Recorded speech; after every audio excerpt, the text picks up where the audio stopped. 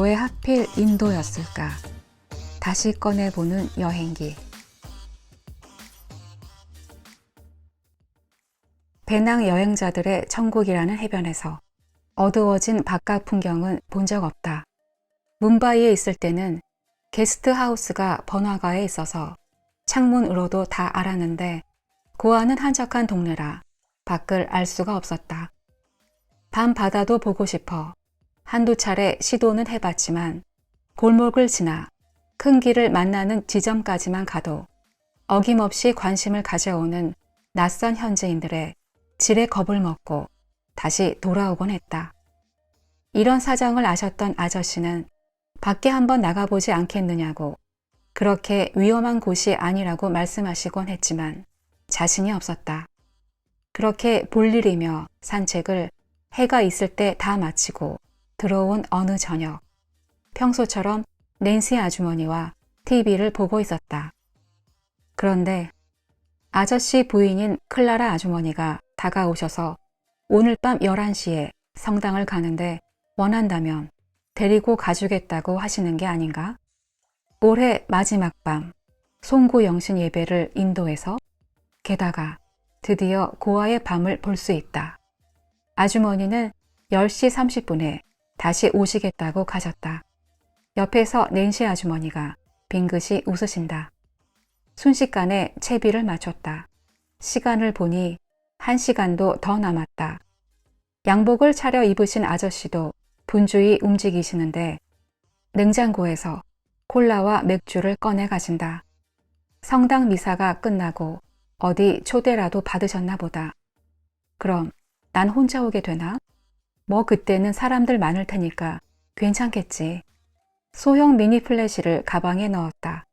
시간이 되자 곱게 화장을 하고 검은 투피스 정장을 입은 클라라 아주머니와 넥타이에 짙은색 양복을 말쑥히 차려입은 아저씨가 오신다. 나도 립스틱 하나, 단정한 옷 한 벌 정도는 한국에서 챙겨올 걸 그랬다. 차고에서 아저씨가 차 꺼내는 것을 기다려 뒷좌석에 올랐다.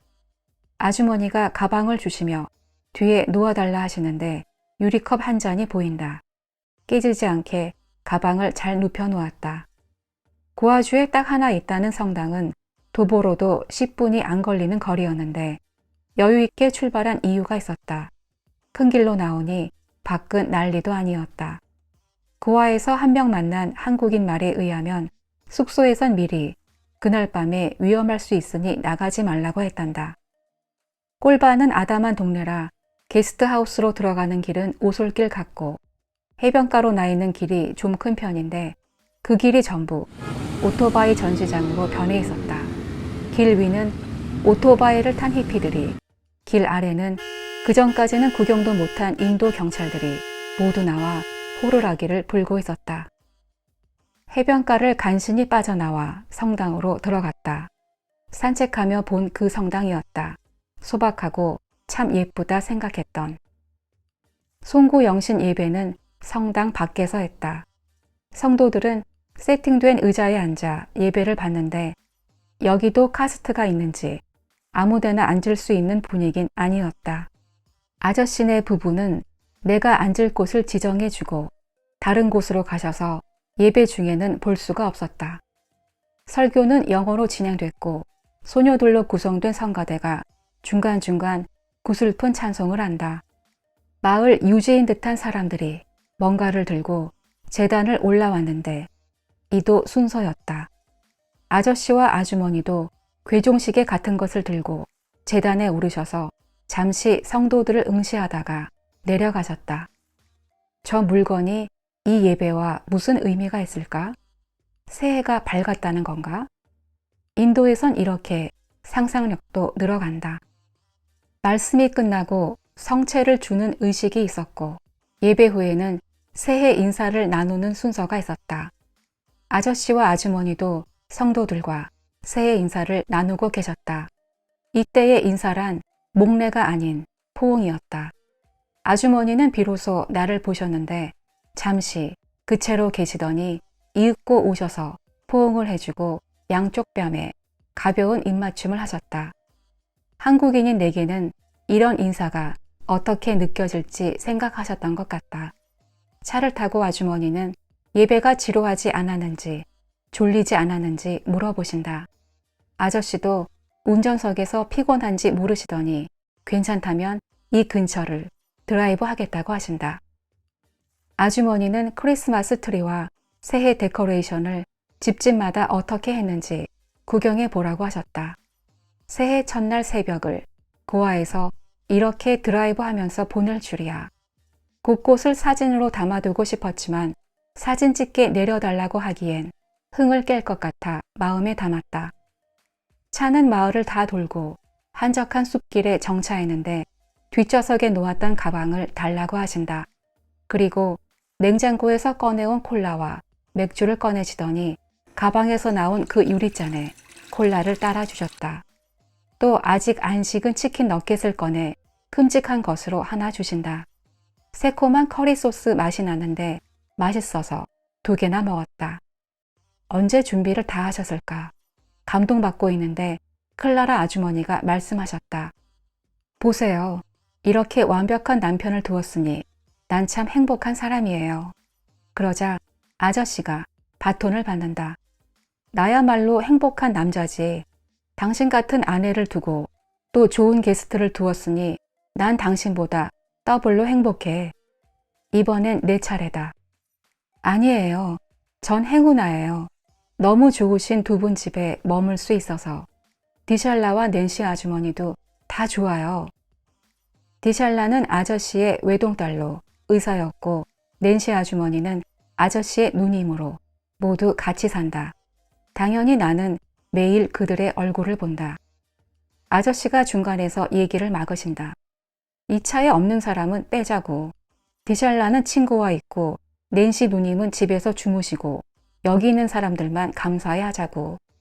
그렇게 자동차 좌석에서 간단히 먹고 마시며 새해를 축하하고 서로 고맙다 인사를 나누었다. 고아에서 아침은 매일 챙겨 먹었는데 아저씨 집에서 블랙커피와 토스트를 주문해 먹었다. 처음에는 혼자 먹다가 나중에는 아저씨, 아주머니, 디샬라가 있는 아저씨네 식탁에서 모두 같이 먹곤 했다. 그들의 식탁은 주로 커리와 짜파티, 그리고 커피였다. 이 식탁에선 늘 내 안부를 물었다. 어젯밤은 잘 잤느냐? 모기는 어땠느냐? 오늘은 무엇을 할 것인가? 한 번은 아주머니가 밖에서 점심으론 대체 뭘 먹느냐고 물어보셨다. 점심 식사도 주문해서 아주머니가 차려준 적이 있었는데 그 이후 점심은 모조리 나가서 해결했기에 궁금하셨나 보다. 그 점심은 특별식으로 생선 정식 비슷한 거였다. 생선을 그릴에 구운 것처럼 한국에서 먹는 생선구이와 다를 바 없었는데 담백하고 정말 맛있었다. 남인도 요리가 우리 입맛에 맞는 것도 사실이지만 클라라 아주머니의 요리 솜씨는 일품이었다. 내가 밖에서 점심때 사 먹는 건 베스킨 라빈스 아이스크림이나 해변가 근처 혹은 노점상에서 파는 음료나 하드였다. 새해 첫날 점심은 근사하게 먹었다. 새해를 기념하는 아저씨네의 가족 식사에 초대해 주신 것이다. 그 전날 치킨을 좋아하냐 물어보시더니 다음날 큼지막한 닭다리와 감자가 푸짐히 담긴 커리 옆으로 토마토와 양파 샐러드, 콘 샐러드가 각각 접시에 담겨 식탁에 차려 있었다. 많은 양이었지만 모두 입에 맞아 접시를 싹 비웠다. 식사가 끝나지 않은 아주머니는 음식이 다 입에 맞냐고 신기한 얼굴로 물어보셨다. 그 다음 제대로 된 식사는 딱 한 명 만난 한국인 커플과 먹은 저녁이었다. 이 저녁 약속은 내가 했는데 그들은 가장 노을이 예쁜 해변가 식당으로 나를 데려가서 맛도 이미 검증했다고 메뉴를 추천해주고 밥까지 샀다. 고아의 저녁 해변이 그렇게 아름다운 것은 그때 처음 알았다. 고아에서 받은 이런 감사는 그 후로 인도와 네팔 여행을 이어가며 갚으려 했으나 모자람이 있었을 것이다.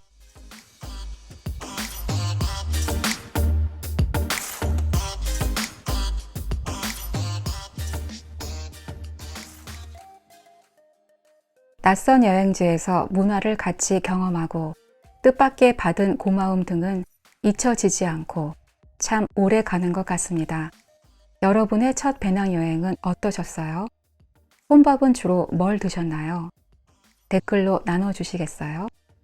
다음 회에 만나요.